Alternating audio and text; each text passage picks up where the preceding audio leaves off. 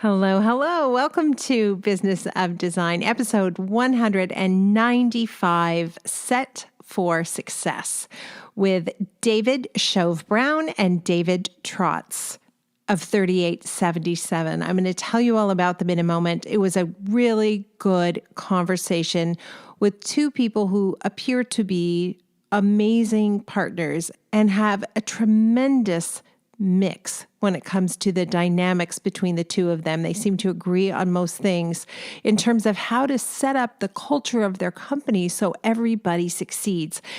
It really resonated for me that there's such a big difference between that employee who comes to work for you and so desperately wants to have a real impact on your business and make a difference in your business. That employee who is given the opportunity to really own parts of the project, to really be expert at things in the office, to be acknowledged, to be listened to be heard. And the same employee who is shut down every time they have an idea, an innovative thought, or a new way of looking at things. Our two Davids talk about how transparency and open and honest communication has been a vital part of setting their team up for success. But they were both honest about some of the challenges, including the difficulties that 2020 brought, and that moment where many of us had to let someone go because the work just stopped. Thank goodness for most it's back, and we'll see if that lasts. It may not, we don't know. We continue to plant the seeds that will grow the best possible future. And so many are thinking about hiring. Wouldn't it be wonderful to finally have an assistant or a team? And one of the suggestions our two guests had when they reached out with an application to be on the podcast was just about the fact that they had no idea years ago what it was going to take to create a culture and environment where staff could thrive, and they so much wish there had been a handbook. And so I asked them, what would be the top 4 things in your handbook for how to set up employees to succeed? And the information is really good, really solid. Being completely transparent as a business owner was a struggle for me. It was my name on the door, and I wasn't so comfortable initially allowing my staff to see how profitable the company was. Well, if I'm honest, and you know I am, initially I wouldn't have shown them how profitable the company was because they probably would have wondered how I was going to pay them. But once we became profitable, and we became profitable in a really big way, I had the opposite side of the concern, which is, oh, wow, they're going to think that I'm getting rich, and they're not getting rich. And Dave Tratz's response to that was, well, if you were an employee, wouldn't you want to know that the company could pay you? Of course I would. Of course I would. Ultimately, I ended up going to a profit-sharing system, which forced me to be transparent, and it turned out to be a really healthy decision for my company and for my team. And in fact, Business of Design would never have been born if it wasn't for the fact that I had a profit-sharing system and my design team balked at the fact that I was spending a lot of money flying around North America, speaking to any interior design group that would have me, teaching them about the systems I use. And so finally they said, this has to stop. We're not going to fund this anymore. This is your personal passion. You need to figure out how to fund it. And enter Cheryl Horn, who just stepped up and helped us figure out how to do that. So I'm a big fan of profit sharing. I'm a big fan of being transparent with your team. Give them autonomy so they can see how they win on your behalf, and then you all celebrate together. Really good conversation. Let me tell you a little bit about the two owners of 3877. In the fall of 2010, these two good friends, David Tracz and David Shove-Brown, decided it was finally time to realize the dream that they'd had for years of forming a professional design architecture partnership. With more than 2 decades of experience, the duo developed goals of not only working with clients interested in the design process, but also teaming with partners who can help provide the highest levels of design, construction, and presentation. They spent months planning the unveiling of 3877, which is in Washington, D.C., and today it is a multidisciplinary architecture and design firm specializing in restaurant hospitality, single-family, multi-unit residential, and commercial projects. That's a lot. This award-winning firm has been featured in Washington Business Journal's best places to work. So it's worth hearing their insights on how to grow a team and keep a team. You can check out their website, 3877design /. And by the way, that is their Instagram handle as well. You'll hear in the interview that we recorded this on November the 4th. So at the time of this recording, the U.S. election is still undetermined. Whatever you are hoping for, I hope you're healthy. I hope you're well. I hope that's true for your family, for your friends, for your community. And I hope 2020, as difficult as it has been, has also given you some gifts. I'm so glad you're here. Let's check in with Cheryl Horn. Well, hello. How are you? I'm doing good. How are you? I'm good. I'm still kind of thinking about our BOD live session and the exceptional wisdom that came out of not only our three panelists, so thank you so much to Rebecca, Jamie, and Christopher, who had incredible wisdom to share with everybody. And all of them are doing so well. Like wasn't that so heartening to see that they're just doing so well? It was great. And so many others, stepping up to participate as well. It was a really candid conversation. I wasn't really expecting for everyone to really get into like how their year went, good and bad, stories for what the year looked like, what people are looking forward to. It was really great. And it was so nice to see everyone's faces. So much better than the webinars. Yes, which is like talking into a hole or something. It was great. I could sit back and someone had a question and sure enough, hands go up and there's an answer in the audience, which is fantastic. So that was really gratifying. And, a lot of times questions are things I can't answer, like what sort of software should I use for a virtual assistant or whatever it is. And so our community knows they have those answers and they were super generous as usual about sharing them. So BOD Live, December, what's our December date? December 9th. So again, it's a Wednesday. We're sticking to our usual time slot. So it'll be Wednesday, December 9th, 1:00 EST. So details are up on the website. But again, all you have to do is mark your calendar. And on the day of, if you're already a Business of Design member, you are going to get some reminders leading up to it. You can just click right through your dashboard to join us at that time. So we've got Darcy Heather from New York joining us on the next one. We're going to ask everyone to be sharing their New Year's resolutions. I think everyone's sort of ready to wrap up 2020 and dive into 2021, and it's not that far away. No, it's not. We've somehow made it through this year, which has been crazy and in so many ways horrible and in so many ways incredibly wonderful and joyful. So Darcy, by the way, is going to be sharing a cocktail recipe with all of us, brown liquor cocktail recipe. So for you cool people who like brown liquor, this is going to be your moment. And we're going to share the recipe with members ahead of time so you could have the ingredients. And if you've ever needed an excuse for daytime drinking, this is it. We're giving it to you right now. If you were ever going to pick up daytime drinking, 2020 would be the year. Good way to wrap up the year for sure. And then the one other thing that I've sort of been getting questions about is BOD certification. We talked so much before and after launch about the brand new Business of Design 15-step project management strategy certificate program. So it is about a 20-hour program, start to finish. And by the way, that's not with implementation, right? That's just the teaching, right? So you can do this at your own pace, but we do strongly suggest you implement as you go. It's not a race. The quicker you implement, the more you're going to be enjoying the benefits of the learning. Yes. And when you complete the program, the certificate is generated automatically. Then we also provide you with some additional resources. So, of course, you receive a BOD certified professional badge if you want to include that on your website, along with other accreditations that you do have. As well, we're going to provide you with some client-facing language. What does this learning mean to your clients? What does it say about you and your business and how you run a streamlined business with policies and procedures? It's going to give you that language, whether you want to use it on your website or social, even making it part of your elevator pitch. We provide you with some additional resources like that to really benefit your business, not just from the systems you're using, but how to then explain those, that part of it to your clients as well. Right. Yeah. It's not just about a BOD badge. That's great. That's lovely. But it has to mean something to your clients that you've gone to the trouble to learn these systems and strategies, and you're going to implement them. And it means you're the person they should hire. They shouldn't have to look any further. You're the person they should hire. So we're excited to see our first BOD certifications come through. Quite a few people working on the step path at the moment.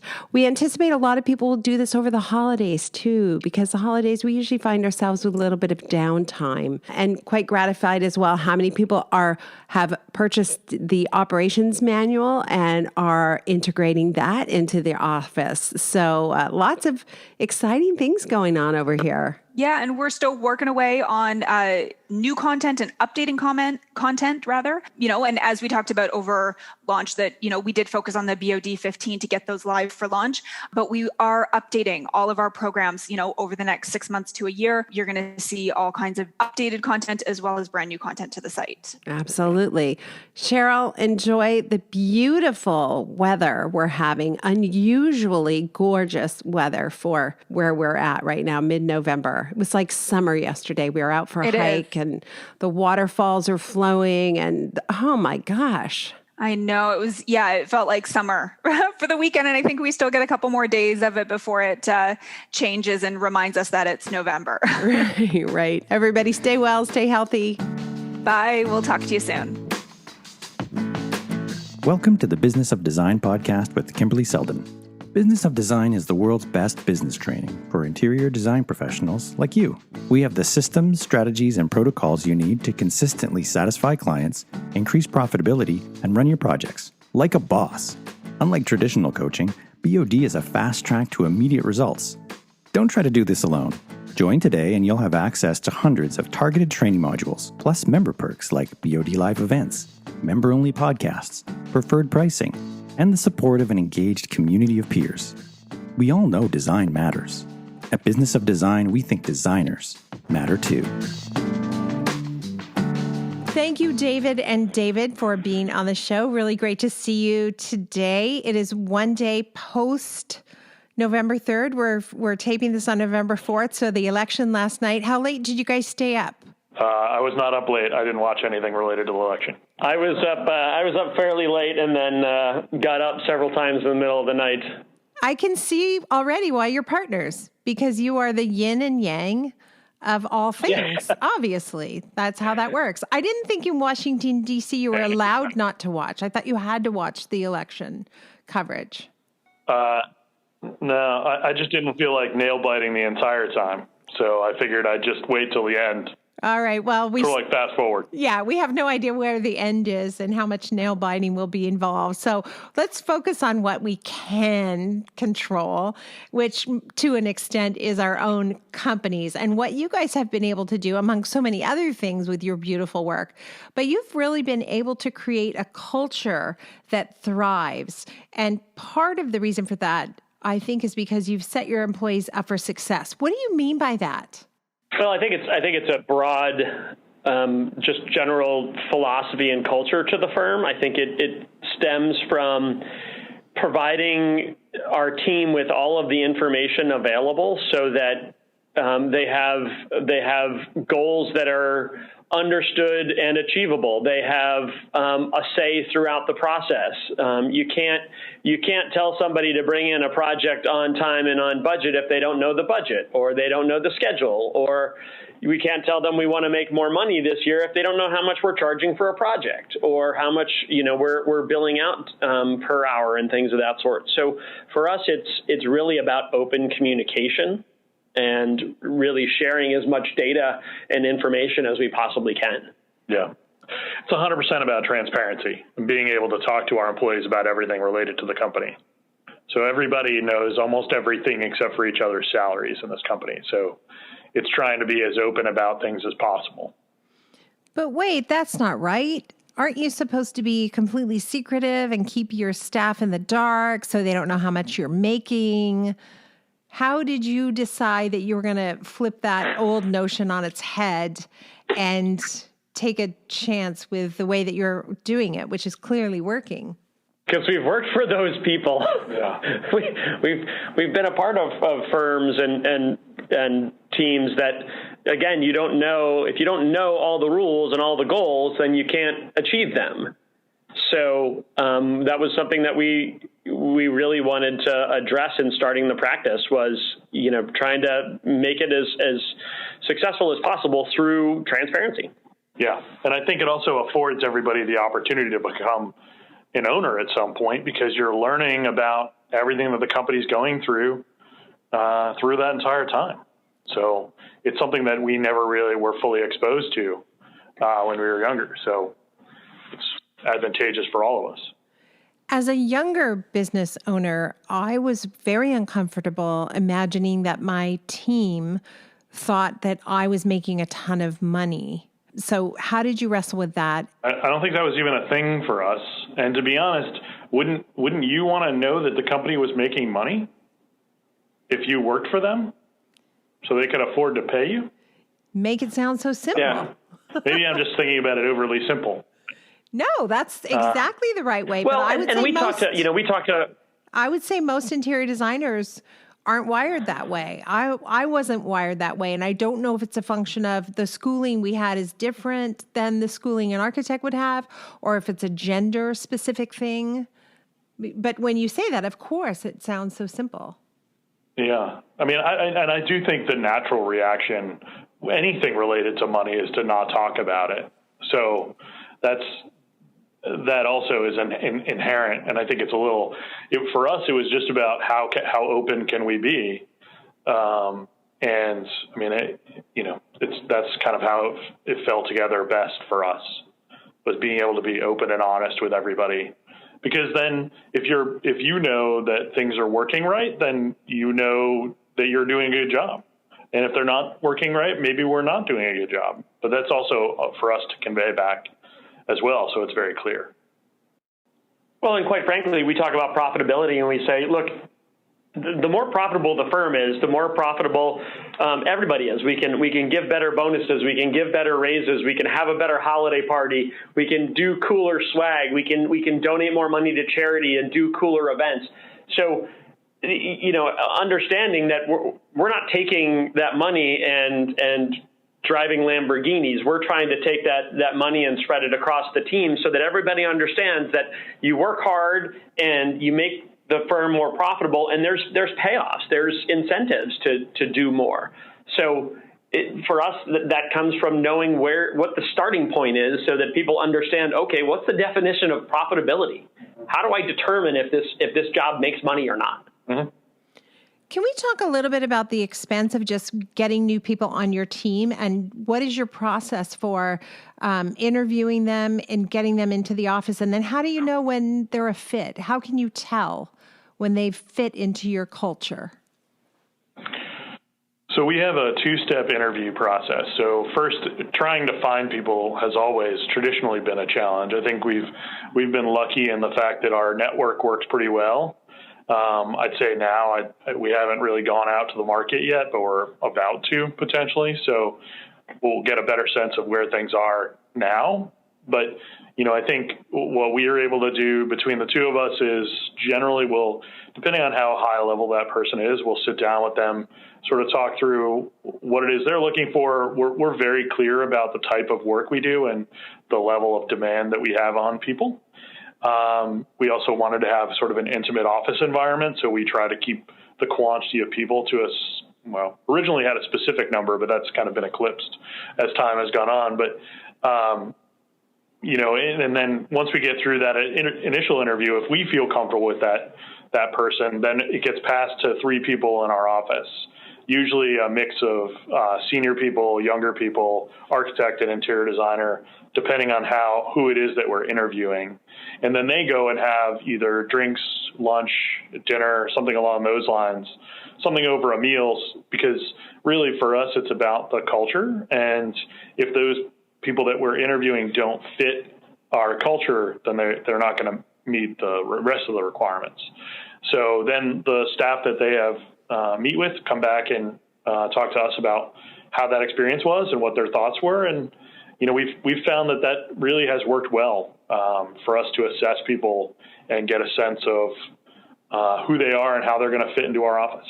I mean, I think one thing to start from too is that, we've done, and I say we as in the entire firm, not just the two of us, have done a good job in establishing our culture and allowing our culture to be really prevalent and relevant and grow and evolve to the point that,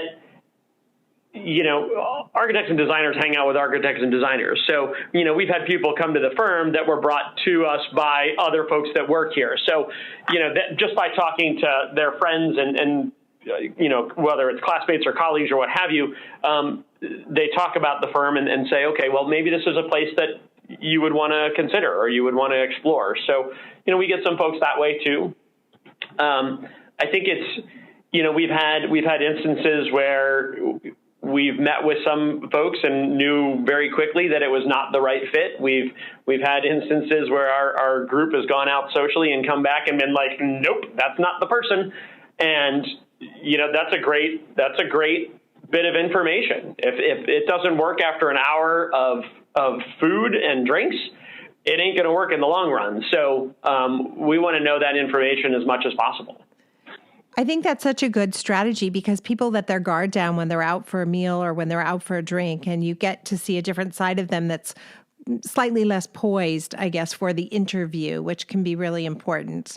This is probably self-evident to everybody listening, but I'm still going to ask you, what are the elements that make up culture? Specifically, when you talk about culture, what are those elements and characteristics that you're looking for people to fit into?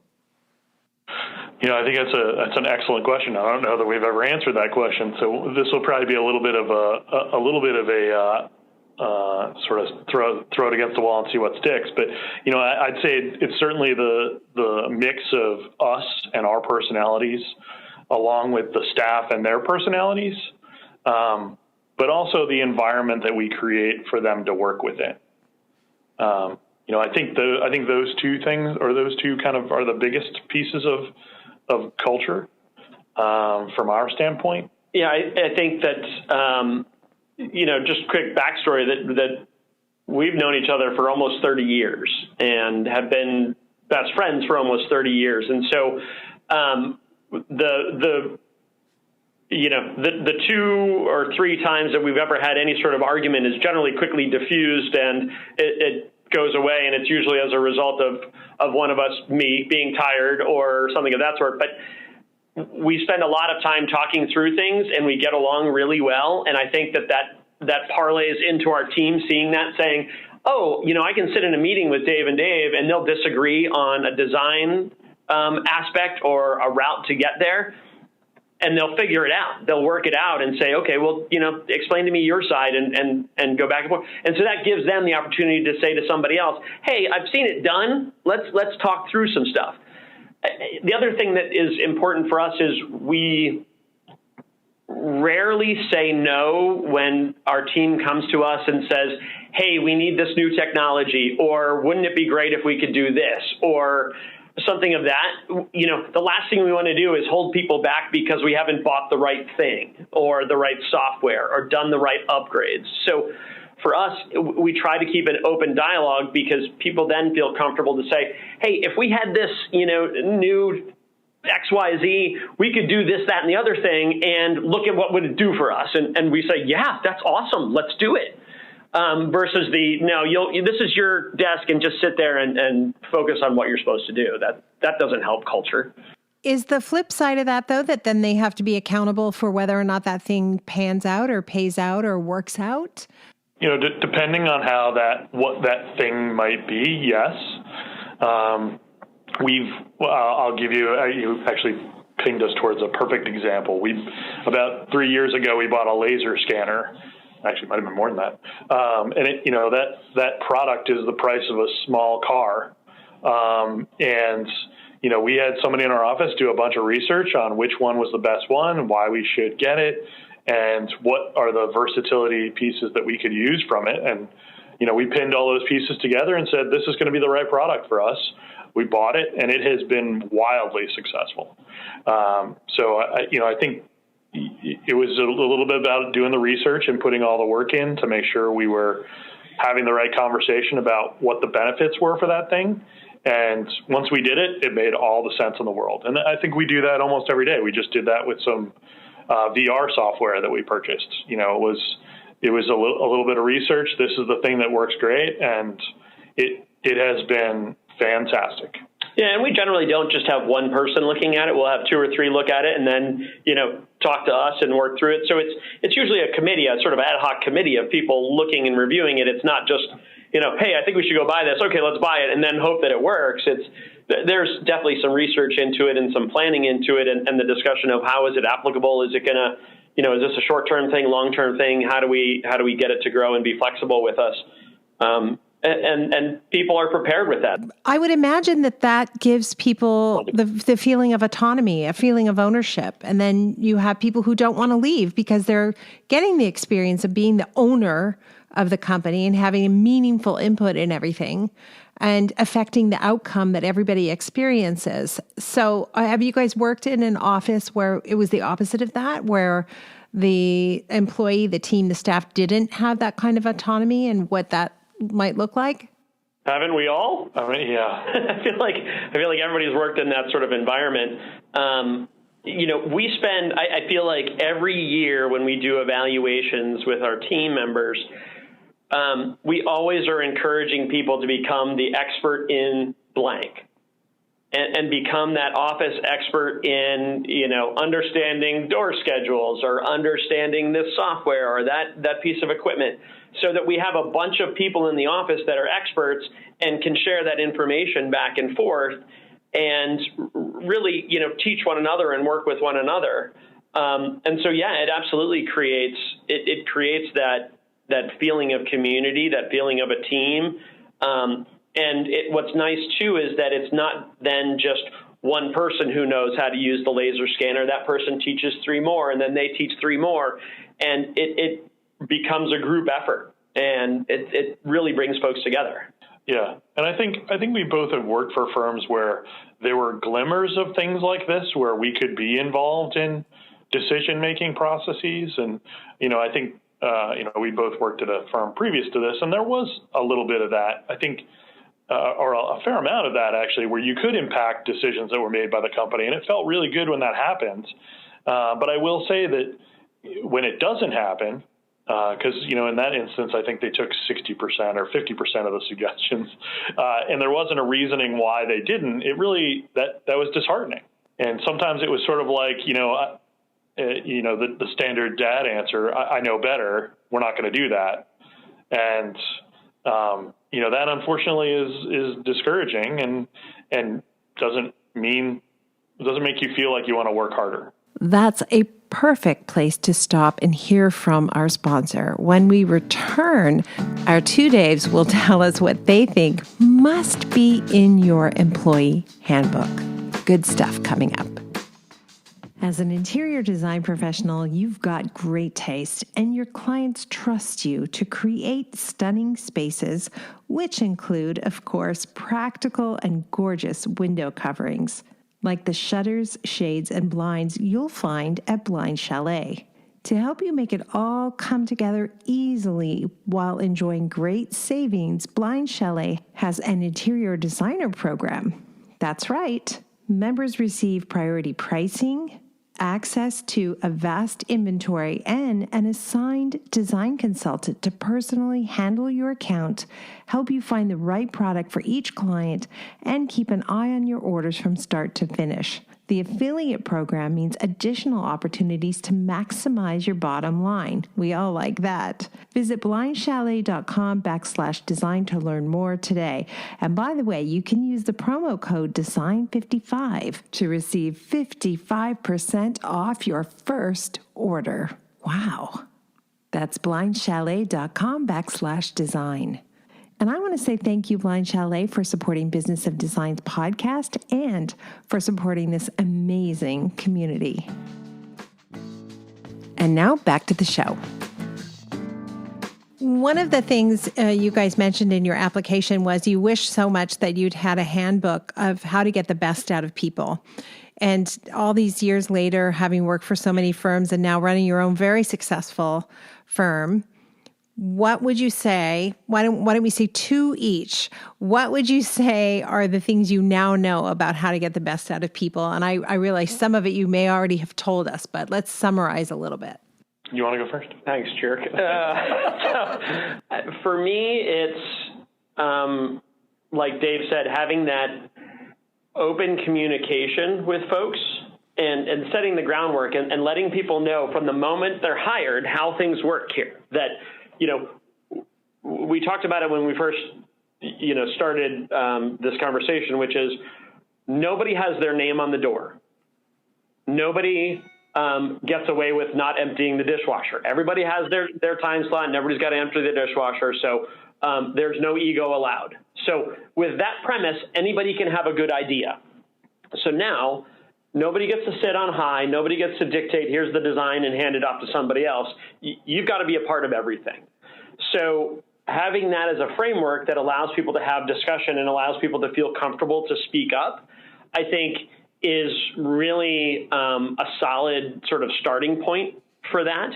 And then getting people, and we certainly have varying degrees of success here, getting people to feel comfortable that they can come to just about anybody in the office and offer suggestion, critique, ideas. We certainly have people that are very open with us in terms of, hey, Dave, I've got an idea of how you could have handled this situation a little differently, or how we could work with this team a little more effectively.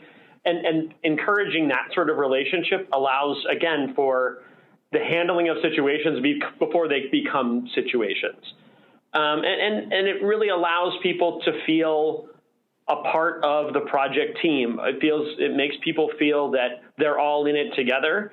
And again, at no point does anybody get to stamp on the wall that I was the designer of this project and everybody else was my minions. That's not what we're going for. We celebrate as a team. We celebrate successes as a team. We talk about things that don't go well as a team. It never comes down to one person succeeding or failing. And I think for me, the sort of next steps that I can see for like getting the best out of people has been, a little bit about, it gets back to that open and honest conversation again, is being able to talk to somebody about what they're doing well and what they're doing not so well. And not to take that personally, but to understand that those are the things that you need to improve in order to move to the next level. And getting back to Dave mentioning the team, if the team wants to move to the next level, which I think they all want to do, is do the best design possible, then we're all going to want to actively push towards that goal. So, I think that those are the things that we're learning now. I would say that this has been, what you're hearing now is probably an evolution of something that's happened over the past year, to be honest. I would say we were probably a little more open with people and I guess not as pressured with our employees in the past, where we will be tolerant of some things that maybe shouldn't be tolerant for as long as possible. And now I think we're pursuing a little bit more of a more open, honest, and pressured goal.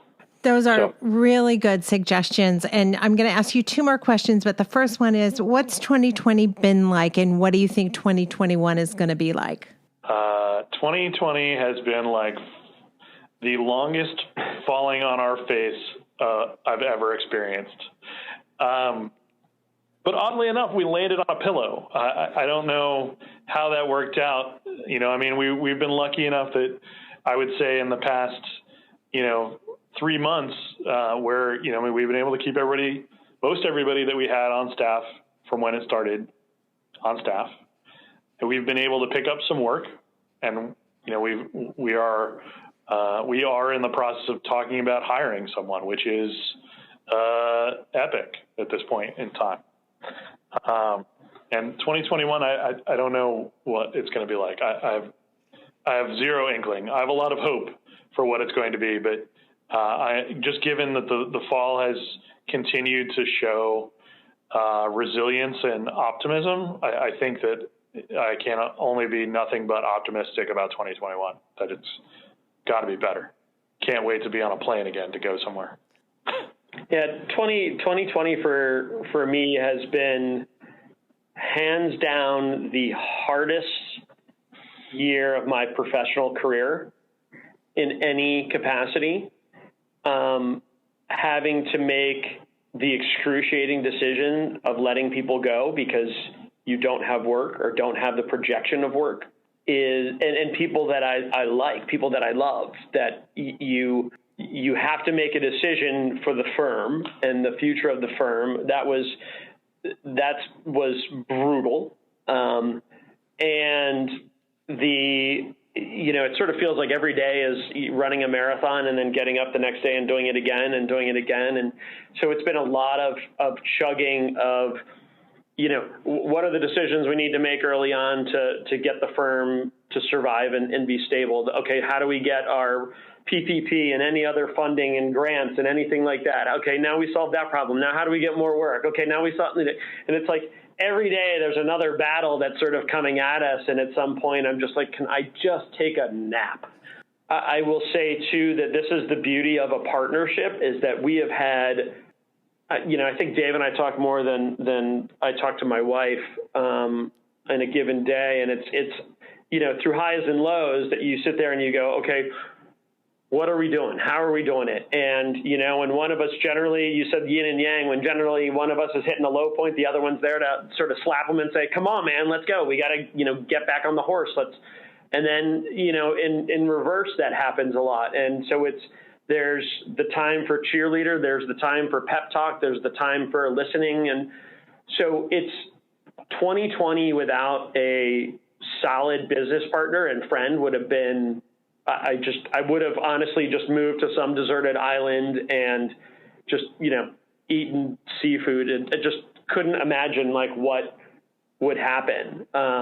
So, that in alone and watching how our team has responded to us being open and honest with discussions of, where we are as a business, where we are with money coming in, where we are with work coming in, our own concerns, fears, hopes, dreams, wishes, has, I think, had an absolutely profound effect on the team of everybody going, all right, let's go. What can I do? What is it? Bring in work? Can I help update the Revit standards? What can I clean the library? Can I, what is it that I can do to be a part of this team so that when we come out the other side, and we're going to come out the other side, we can be the best well-oiled machine that we can be.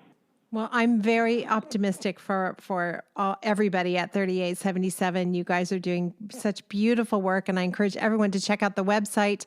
We like to end every episode with design intervention, just final words of wisdom for a community of interior design professionals. We were prepped a little bit with this, and I think I've got a couple of them, and one of which is my father, who had a very interesting career from, military through various things, but also getting into human resources. One of his pieces of advice to me was always read the newspaper. Always be able to carry on a conversation with somebody beyond the weather and, quite frankly, beyond politics, something to the next level that allowed for a deeper, more meaningful conversation when you meet someone for the first time.